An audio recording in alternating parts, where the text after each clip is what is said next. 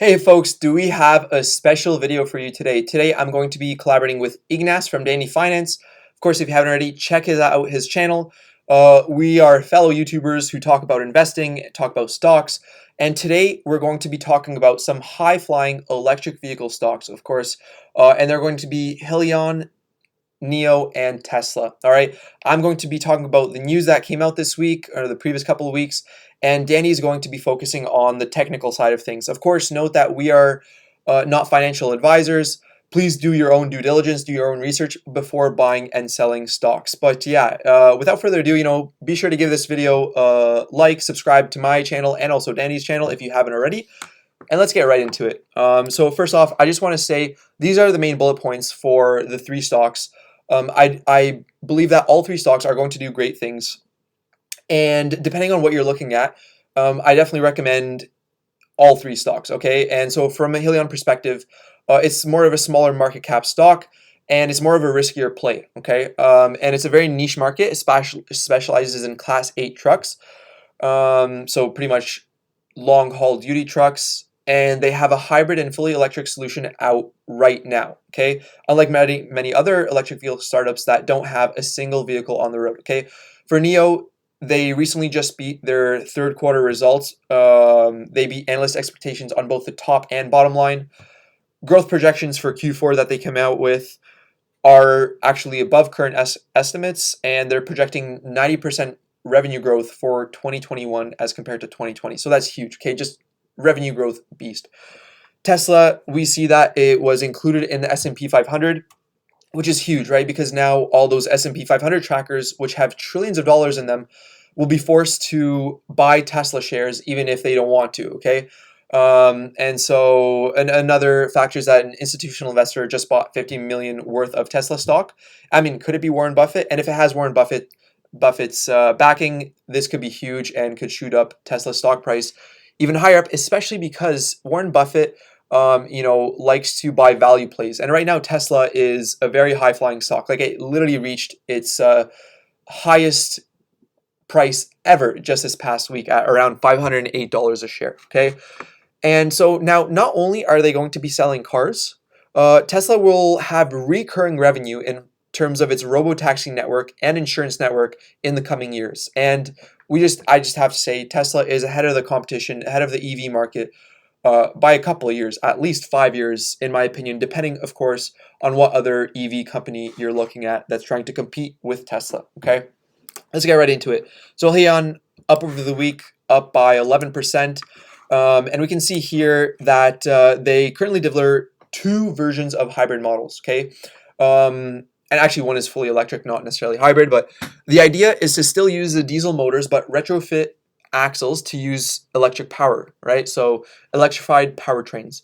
It's like taking baby steps before jumping in with both feet. And this is a key point, okay? Because Hyliion will actually be able to offer a solution to trucking companies to sort of retrofit their fleet to become more clean without having to give the upfront capital of buying a fully electric truck. Okay, so this is sort of baby steps, and so this is why I believe in Hyliion, right?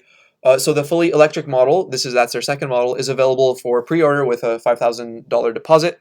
And then meanwhile, the cost of the hybrid adaptation is reasonable enough to make it an attractive proposition for truck drivers right now. And this solution is on the market again right now, okay? And these are their two trucks, the Hypertruck ERX, which is the fully electric version, and the hybrid, which is, of course, the electric powertrain solution. And again, they produced their third quarter results a week or two ago. And I mean, their numbers are not very impressive, but I'm saying, of course, this is a very small company, okay? We're looking at a company right now with a market cap of just under $4 billion, okay? And I'll explain exactly why I like this stock. Well, not only because of their two solutions, but because, I do like Thomas Healy, the CEO, a mechanical engineer. And let's just look at their Q3 results. So first off, they got approximately $500 million in net proceeds from merging with the SPAC Tortoise Acquisition Group. And they installed 8 hybrid electric units, which is in line with their projections. Even though that doesn't seem like much, it is in line with our 2020 projections. And as we know, it generally is, pretty flat for a bit, and then exponential growth takes off, and hopefully so does the stock price. Okay, and they've signed an agreement with FEV North America to accelerate commercialization of the Hypertruck ERX. Right, so they're still in the very beginning phase of their growth. Okay, and I agree that Hyliion is more of a risky play. It's not as established as Nio and Tesla, but I do like it because one, I think it's trading at a discount to their long-term valuation. As we can see, this stock just takes massive stock increases and then massive crashes. I mean, just like over a month, the stock was like 19 bucks, 20 bucks, and then just in the span of less than a month, it pretty much 3x'd its stock valuation at like $55.85. Okay, so that's Hyliion for you. This is definitely the most riskiest play out of all of them, and I do own this stock knowing that it is a risky play. Okay, second off, Nio. Nio, its headquarters are in China, and it's specialized in the China market for EV plays, okay? And it's doing absolutely tremendously. Look at the past 5 days, up over 19%. Monthly, it's just ridiculous. Up over close to 80%, okay? I wish I got in this one. It was like $20, okay? And again, if we look at the market cap, 67 billion, nothing like a Tesla, which is valued at around like 460 billion right now. And of course, when it just produced its Q3 results, they just beat analyst expectations. And just look at this for the current quarter. For Q4, they're projected to have over 120% revenue growth year over year. Right? If we're looking at next year, 90% revenue growth year over year, and this year overall expected to be 112% growth. Okay, which is just ridiculous. Okay, they're still losing money, but not as much as before, and their margins are improving. Okay, and one nice thing that I like is that Nio analysts actually updated their price projections from these pretty big banks. So Deutsche Bank Securities price upgrade from $34 to $50. B of A Securities from $23 to $54, and JP Morgan from $46 to $50. And of course, Nio Stock is trading right now just under $50. Okay, so if we're looking at their Q3 results, so again, they beat on both the top and bottom lines. Q4 guidance is well above the street estimates, and after the capital raise, their balance sheet looks pretty good. Okay, so they reported a revenue of $666 million. Beating estimates by at least $6 million, okay? And they also delivered the most amount of vehicles ever, all right? So again, Nio is a stock that I'd recommend investing in. I don't own any shares, but I'd recommend investing in it if there's a pullback and if you want sort of more of a growth play as compared to Tesla, right? Tesla could be said that it's still at the very, very beginning of its growth phase, but it's much more well established. They have a lot more vehicles on the road than Nio does. Okay, so if you're looking at more of a growth play, I recommend Nio over Tesla. If a more secure play, I recommend Tesla over Nio. And a riskier play, if you just like making bets, I definitely recommend Hyliion. Okay, so that's all I have for Nio. Again, just a tremendous stock. I mean, if we're looking at the stock chart, we're looking at the 1 year estimates. It's just like fluctuated between like $2, $3, $5, and then back down for quite some time from November to June, and then it just absolutely skyrocketed by over 1,000% in the past couple of months. All right, and finally, let's talk about Tesla. Of course, I own shares in Tesla. Tesla was up by about 20% this week, and the reason for that is, of course, news of the inclusion in the S&P 500, and this means, well, first off, that's a huge deal because it's going to replace one company in the S&P 500 that will be announced later, and also because that means millions of dollars will be pouring into Tesla because of all those index trackers, right?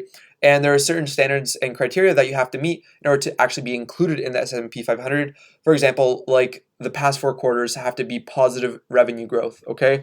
And I absolutely love Tesla. Of course, I only own 2 shares, but 2 shares is enough for me right now. I don't know if I can buy, especially with this huge run up. If we're looking even at the year to date, they're up by 452%, which is ridiculous. Okay, so right now, Tesla's valuation is greater than nearly the entire established auto industry. Okay, so again, we can see their market cap is $464 billion,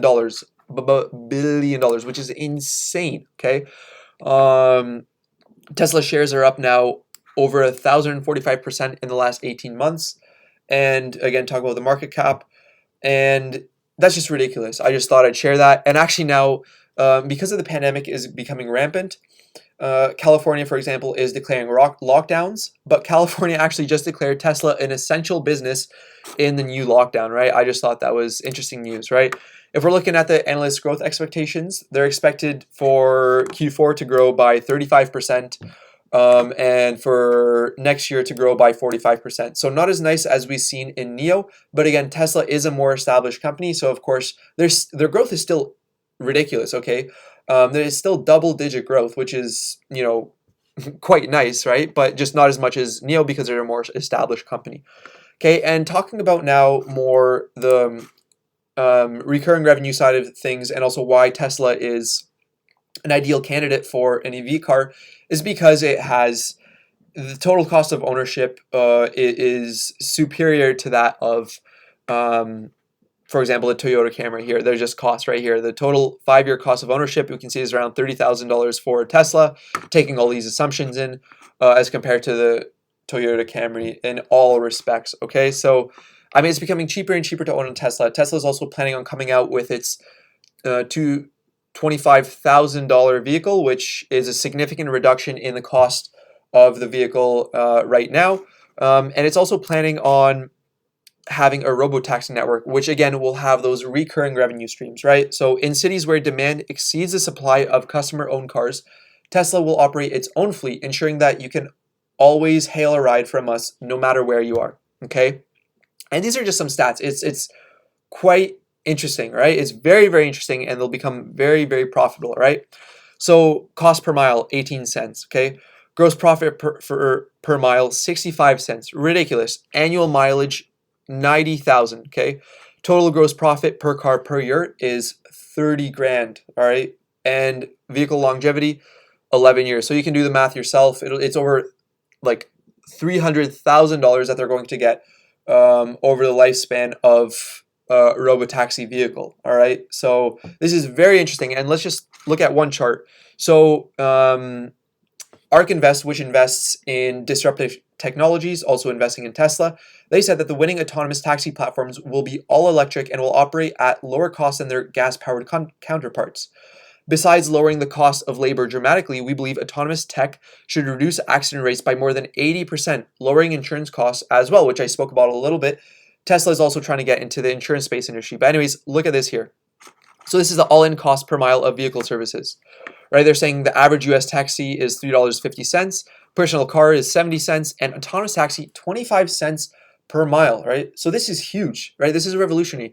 Now it's even cheaper to go hail a ride from a taxi, or it will be, than it is to own your own car. So this is disruptive technology at its most basic sense, right? Something that's going to change the whole way we look at the world.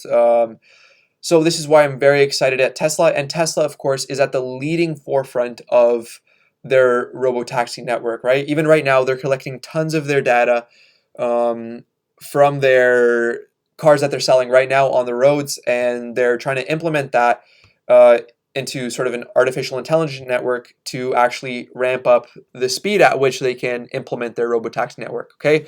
So again, that's all for me. We're going to go on now to Ignas. Again, thank you so much for coming on my channel. And he's going to be, of course, talking about the technical analysis side of things. But yeah, again, I hope you enjoy the video. And now to Ignas. Hey Adam, thanks for inviting me back on. And hello everyone, I will be joining you to check on the technicals of the charts. So first one we are looking at is Hyliion, and this is the data chart. The stock already saw 2 huge breakouts. First one was in the second half of June, and the second one in the second half of August. There is also a clear pattern in both the RSI and the MACD available. So the stock was climbing just until the 12-day moving average of the MACD started to lose steam. And when the histogram was moving lower, the stock price was also going going down. Then between July and August we had some part of consolidation. The 12-day moving average of the MACD crossed the 26th one to the upper side, at which point we saw a huge move to the upside. And the rally finished around the 9th of September when the MACD reversed. The 12-day moving average crossed the 26th one to the lower side and kept moving lower up until November. We saw some price action at the end of September, but in general there was only a downward direction. I believe that this short rally in the end of September was caused by the price reaching the 50-day moving average, which acted as a good support. But it didn't happen the second time as there just wasn't enough buying pressure. So with the start of November, the price reached around $18.50 per share, which already proven to be a good support back in July. So in my opinion, that will still hold true going further. But from this point, the price already reversed, and we are now on the increase. The histogram of the MACD suggests that for the last 3 trading days, there is a bit of consolidation starting to happen, and the relative strength index is around 50 for 4 trading days in a row. So in my opinion, the downside potential remains at around $18.50 per share. The short-term potential to the upside is at the 50-day moving average, which is around $30, and for the long term I still believe that our resistance is around $54 per share. Second stock we are looking at is Nio, and this is the daily chart. What's interesting for Nio is that it already had a few good breakouts. So one was in the beginning of July, next one was by the end of August, and then in the middle of October. The price was going from $7 to $15, then from 14 to 20, and then from around 21 to 28. But these quick moves up were also followed by weeks of consolidation. So after the move in July, it took more than a month for another breakout, and then it happened the same with the move in August. If we look onto the MACD, these moves are also clearly visible. Just when the 12-day moving average started losing steam, there was not enough buying pressure and the MACD reversed. The 12-day moving average crossed the 26th one to the lower side, and it crossed back over on the breakouts. So let's compare our findings to what we have now. By the end of October we had this huge breakout, but we can also find that there is not much pressure left in the MACD. So in my opinion, we are currently looking into weeks worth of consolidation, which will happen under $54